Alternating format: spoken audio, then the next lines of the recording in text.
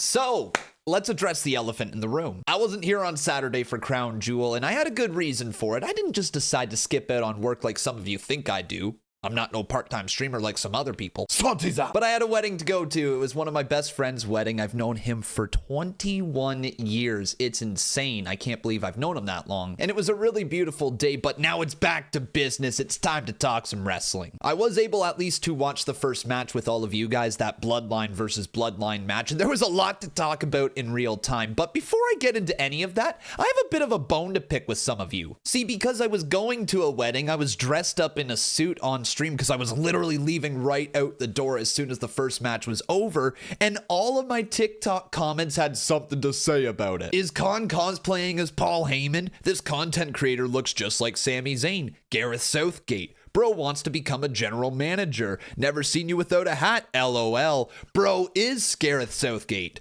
Did bro just get out of jury duty? Dude, you need glasses to look like Tony Schiavone. What public office are you running for? What the? I looked fire, dude. I was dope. Dude, I pulled that shit off. Don't tell me otherwise. Nah, but all jokes aside, I did look fire. My suit was dope. Here we go. There's a photo right over there. Editor J, toss it on up. But what I'm doing here today is I am recording my thoughts on Crown Jewel. I'm literally watching the show as I'm recording this video. So every single one of my review, thoughts, whatever you want to call them, right after the matches are going to be fresh. It's about as fresh as you can get other than watching in live time. So hopefully that makes up for me not actually being here. But before we begin, make sure you leave a like on this video. Make sure you subscribe to this channel, turn on those notifications, and keep coming back every single day because we upload wrestling videos every single day. Oh, and if you actually want to see my actual reactions to the matches, I'm literally recording them as I'm making this video, so you can go on over to my Patreon. The entire match will be over there with my reaction, so make sure you check it out. Only $5 a month. You get access to lots of great stuff. All right, let's get into this thing. All right, so let's kick things off with the first match of the night and the actual only match I was able to watch with you guys.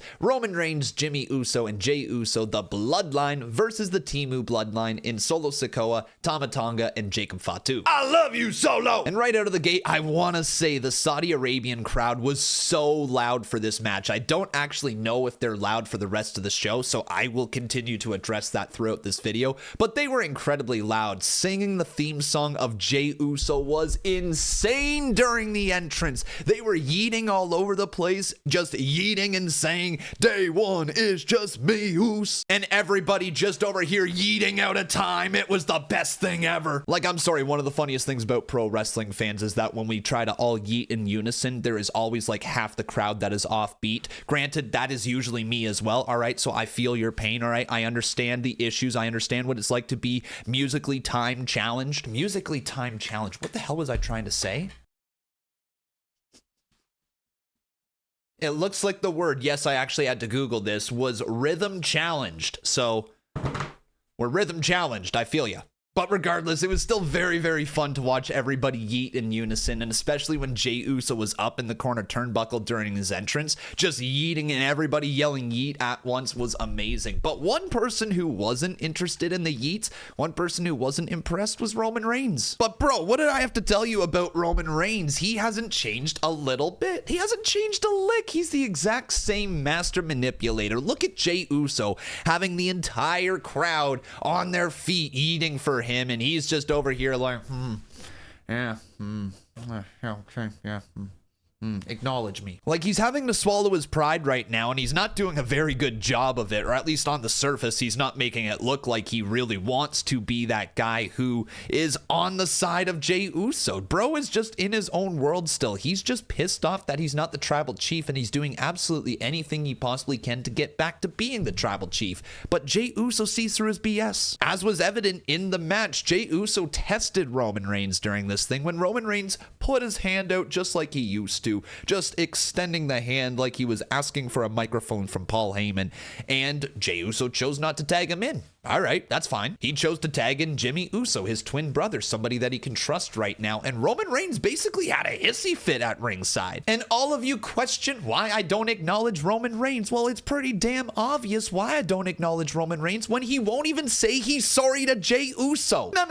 A yeet is not a sorry. A yeet does not fix the things that have been done. A yeet does not remedy all of the manipulation that Roman Reigns did. Jey Uso deserves deserves an apology. So you're not fooling me, Roman. No. You're not fooling Jey Uso. You're not fooling everybody else here in the WWE except for some certain people who are fake acknowledging you. All right, I get it. Jake TV likes to just put his finger up in the sky because he likes to have something to believe in. But let me tell you, Roman Reigns, you're not a different man. You're not a changed fella, all right? I don't believe it for a second. Okay, rambled on enough. Let's talk about the actual match right here. The match between Roman Reigns, Jimmy Uso, Jey Uso, and the Timu Bloodline was fine. It wasn't anything incredible. It was an honest-to-God okay way to start off the show.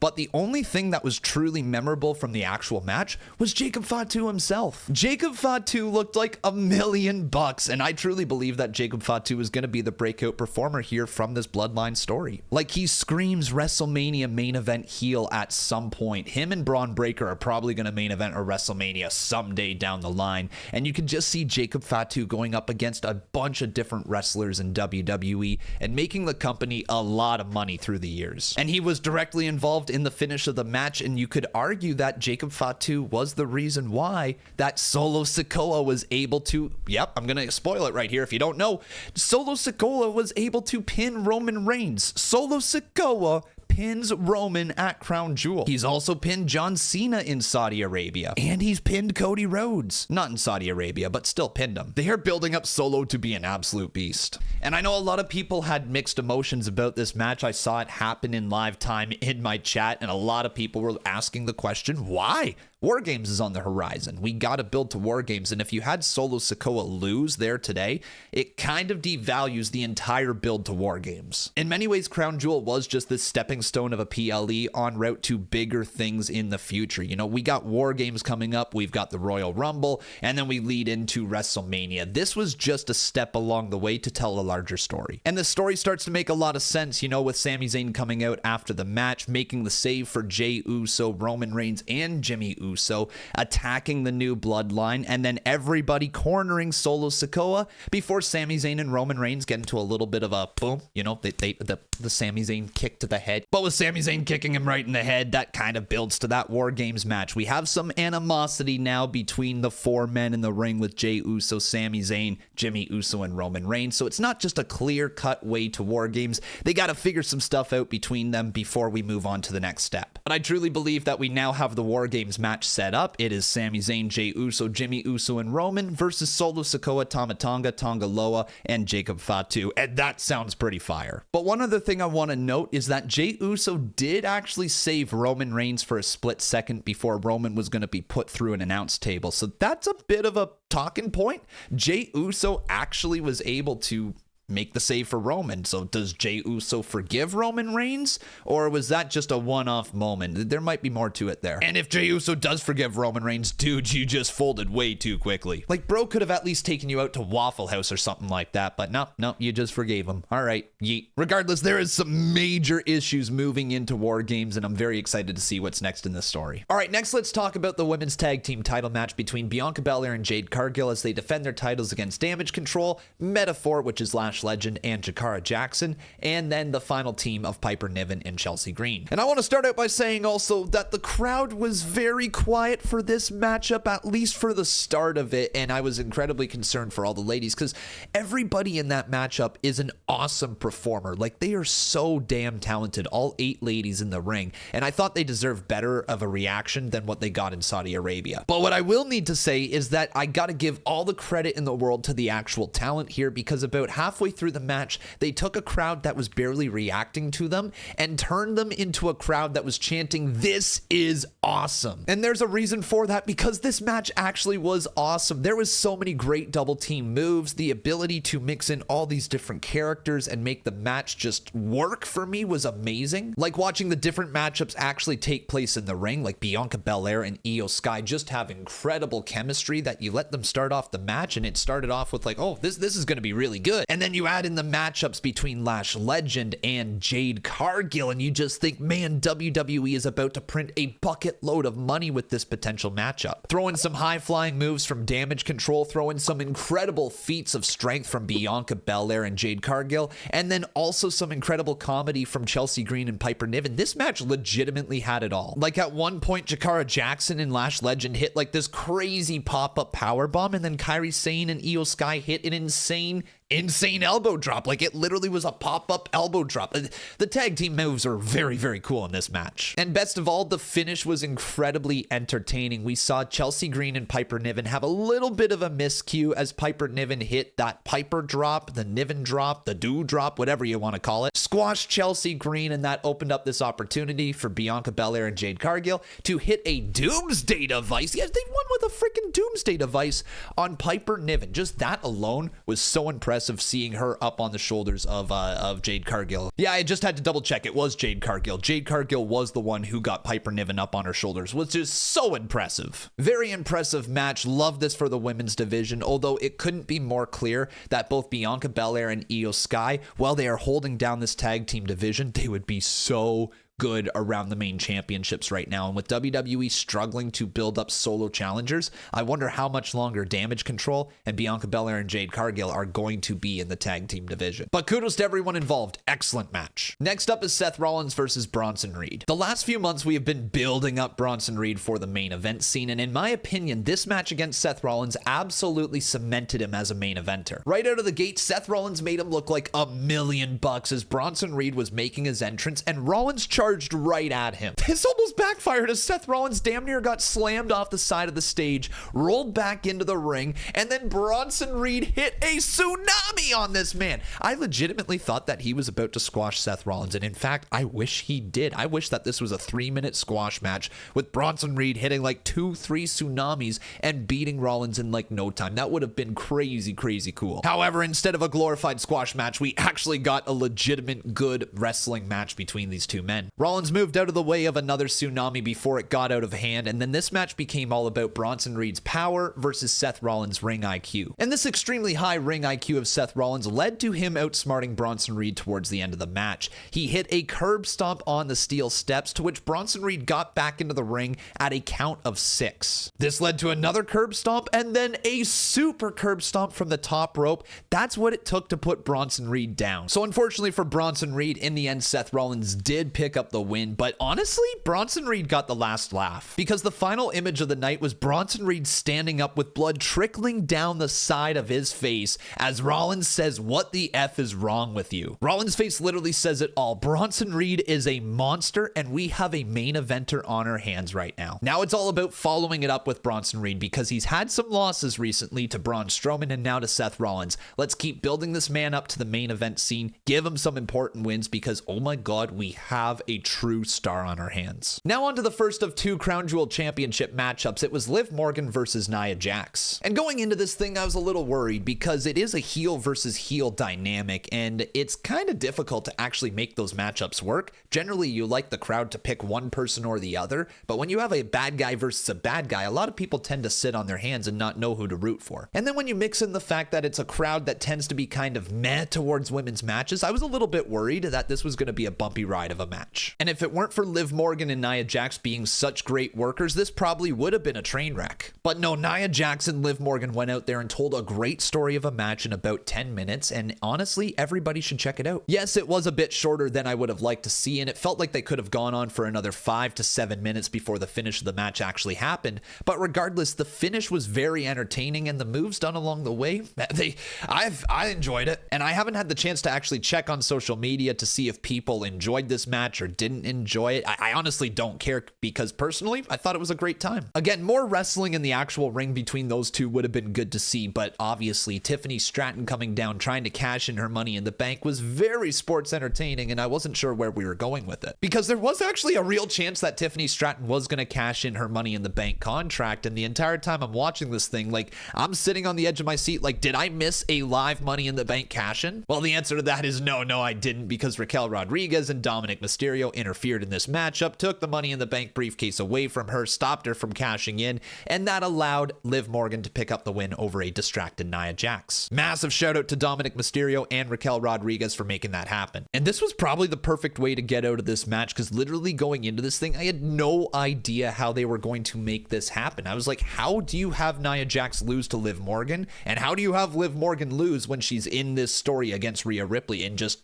everything going on with Liv? You just can't have either lose. lose clean at least. And it wasn't clean, so awesome. Great way to get out of the match. And Liv Morgan really does deserve this. She's put in a lot of work through the years in WWE, and the fact that she's getting the chance to shine in this spot makes me so happy for her. I am a little surprised that they didn't put the title on Nia Jax, as it seems like it would fit more of her character, but regardless, this is a great moment for Liv Morgan, and she's probably going to generate a lot of heat by wearing that ring around on Monday Night Raw. Imagine making Dominic Mysterio and Raquel Rodriguez kiss the ring. Dude, I can see it. But I must say also, Tiffany Stratton gets great reactions every time people see her on her screen, and the moment that she decides to cash in the Money in the Bank contract is going to be a generational pop for her. Everybody is ready for Tiffany Stratton to become women's champion, and the fact that they're playing the slow burn game means that the reaction is going to be incredible. The moment that she actually cashes in is must see, and I can't wait for it to happen. Dang, Triple H somehow got her over as a babyface. Just stopping in here real quick to remind you that if you haven't checked it out already, be sure to check out our Patreon. There is lots of extra content over there for you, and if you like what I do on my YouTube channel, you are going to love what I do over on Patreon. One of the series that you're going to get every single week is called the Main Event Series, and what we do is we go back in time all the way to 1995 and start at In Your House #1, and we are watching through every WWF pay-per-view main event in chronological order to present day. And we're also tier ranking them, so by the end of it, we will see all the main event matchups in WWF history tier ranked in a nice little list from S to F. We're also doing a Lucha Underground watch along, which has just begun, so if you want to hop on this ride in real time, make sure you check out the Patreon today. We've also dropped a match club where once a week you are going to be able to vote on which matches I am going to watch, and whichever match wins in the poll, I will be checking out for all of you, doing a full entire watch along over on Patreon. Plus, you get early access to my podcast conversations and so much extra content over there that I just simply don't upload anywhere else.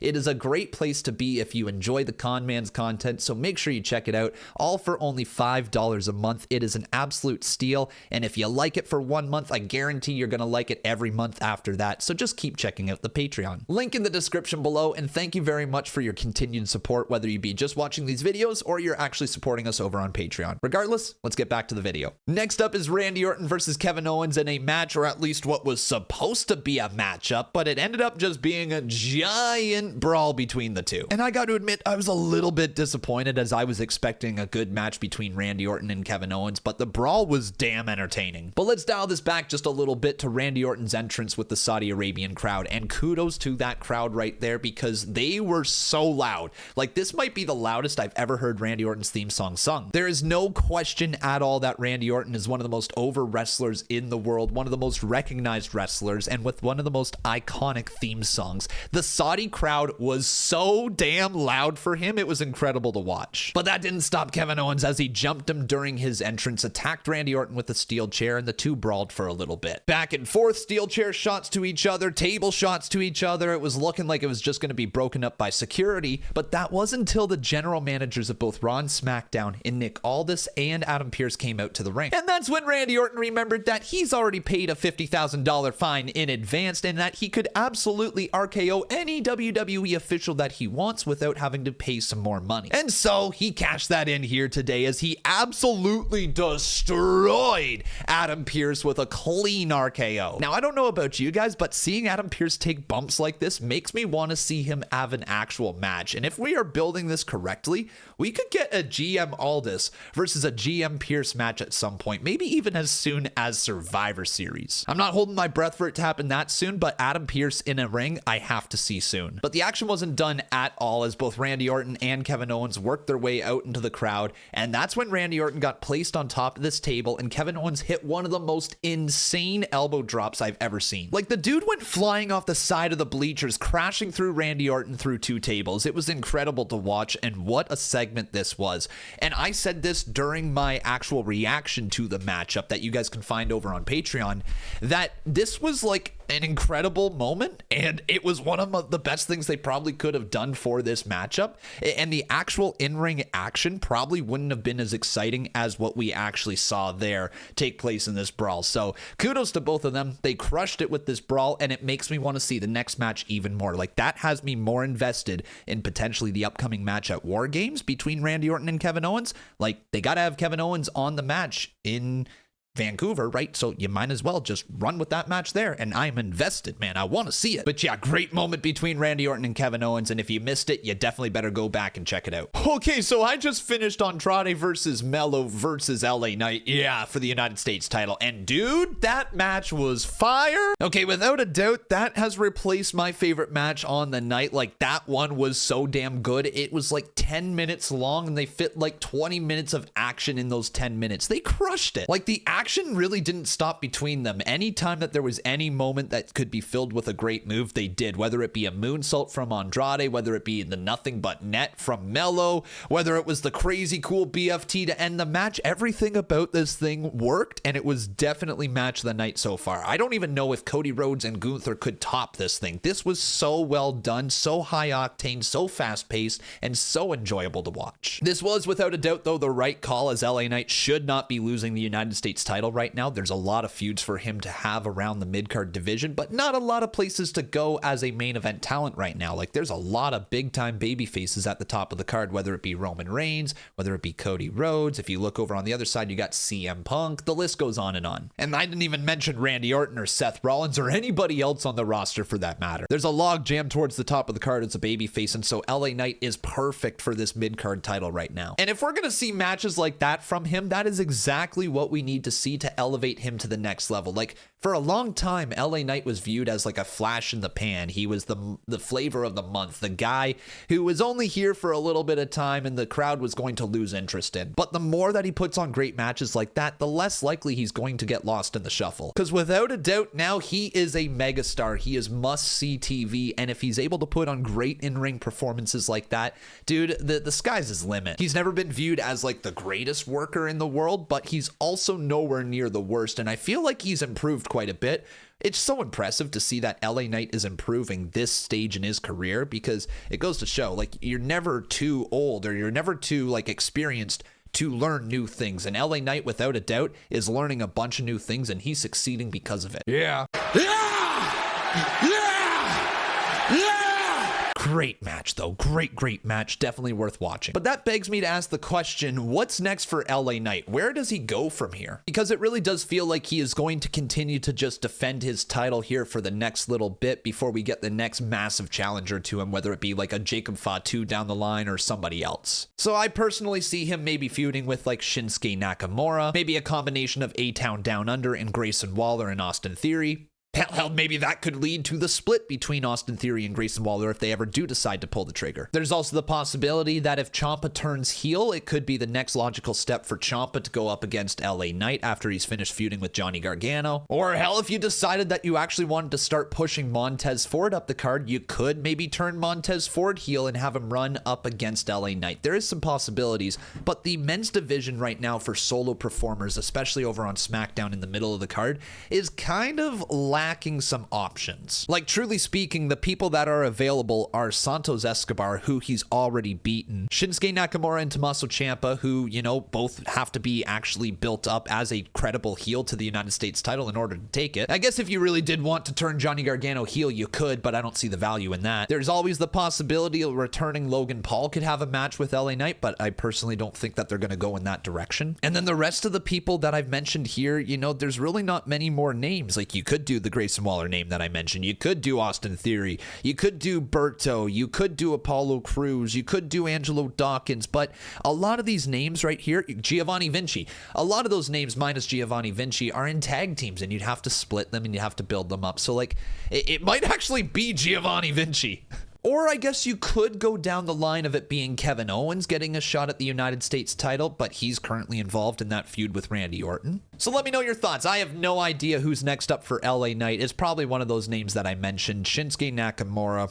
He probably makes the most amount of sense, or somebody like Giovanni Vinci. I don't know. Let me know in the comments. So then that brings us here to the main event, the Crown Jewel Championship between Cody Rhodes and Gunther. And bro, oh my god, what a match this was. Honest to God, this was incredibly well done from start to finish. It was nearly a half hour long, and both Gunther and Cody Rhodes killed it in this thing. Both Cody and Gunther have both figured out a way to work the WWE main event style. It's the slow burn, the slow build up, and the big finish, and that's exactly what we got in this matchup. Gunther looked so menacing in this thing, and Cody Rhodes looked incredibly gutsy. I love the way that they leaned into their characters. I love that they egged on the crowd along the way, whether it was Gunther mocking the wave of the crowd or Cody Rhodes leaning into the whoa and the cheers and all the different crowd reactions that were going on. Dude, I actually loved this match, which I'm very happy I'm able to say, because going into the show, I wasn't all that excited for this champion versus champion idea that we had. Like, cool, yeah, it sounds like a decent idea on paper, but it wasn't something that I was excited for, you know what I mean? It did kind of feel like it was a side quest of an event where Cody Rhodes and Gunther were going to either win or lose the championship, and it wasn't going to actually impact their future at all. But I honestly think that I was wrong with that statement right there. I think that this really did build up both Gunther and Cody Rhodes and elevated the Crown Jewel Championship to a new level, to the point that it actually seemed to matter. Like, I was invested, and then when I saw Cody Rhodes and Liv Morgan at the end of the show holding up the championships together, I'm like, yeah, I can see this being a yearly thing. This does have value, and I wasn't expecting it to. So kudos to WWE, kudos to Gunther, kudos to Cody Rhodes, because they got me invested in the Crown Jewel Championship. Now, granted, when you put on the banger of a match that both Cody Rhodes and Gunther did, it's hard not to be invested in it. It's hard not to care. And especially with Cody Rhodes outsmarting Gunther, which was just amazing to see. Like, Gunther was going for that sleeper hold the entire night, and Cody Rhodes just found a way to counter it in the end. It was Gunther's inability or lack of ability to switch up his game plan that allowed Cody Rhodes to win, and I love that. And I said this during my reaction, that Gunther was the one who actually lost the match. It wasn't Cody Rhodes beating him. Cody Rhodes just happened to pull out a move because Gunther was unable to switch up his sleeper hold the entire night. Like, it was because of those moments that Gunther was unable or unwilling to switch up that sleeper hold that allowed Cody Rhodes to escape with the win. And why I love this for the character of Gunther moving forward is he always learns from his mistakes, and this is a mistake that he made. This wasn't something that Cody Rhodes just so happened to outsmart him in. This was Gunther being overzealous. He was going after one move because he wanted to be, I don't know, he wanted some bragging rights or something like that over Cody Rhodes, because he told him he was going to choke him out, and that's what he was hell-bent on doing, was choking him out. Cody Rhodes knew this, adjusted his game plan as a result, and Gunther beat himself. Gunther was the one who lost this match, not Cody Rhodes beating Gunther. Gunther took the L because of his inability to switch things up. Yeah, we could talk more and more about the high spots that we saw in that Andrade, Mello, and LA Knight match, which, by the way, was also incredible, or the women's tag team match that happened earlier in the night, where there was also a lot of incredible high spots. But from a story-based, from the main event style that they worked right here, Cody Rhodes and Gunther, without a doubt, was the match of the night. All in all, I would say that Crown Jewel was a success this year, and the introduction of the Crown Jewel Championships is something worthwhile paying attention to moving forward. Yeah, it still does kind of feel like a non-canon episode, but there was enough storyline moments that happened on this show to make Crown Jewel worthwhile watching every single year. I do still wish that the championships were an actual trophy instead, where the wrestlers got the ring to represent the trophy and get their actual name on the bottom of the trophy. But hey, look, I'm nitpicking right there. The championships look fine for what they are. The rings actually look pretty damn cool. And the fact that the championships do look like Super Bowl rings, the more that I see it, the more I get it. They made those titles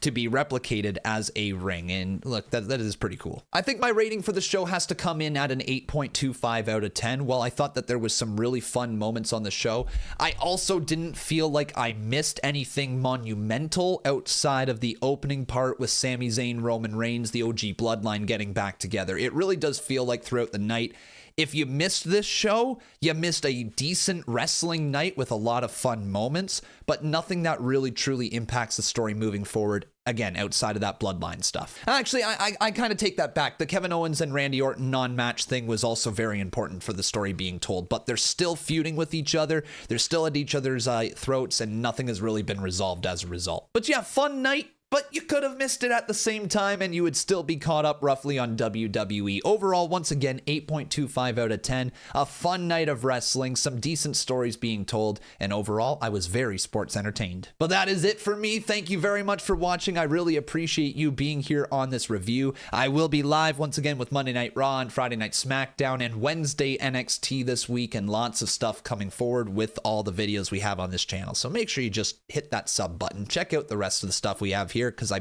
guarantee, man, I guarantee you're going to like it. All right, I've been recording this thing for now about 4 hours, so I'm going to get out of here. Take care, everyone. Have a good night, and we'll see you very, very soon.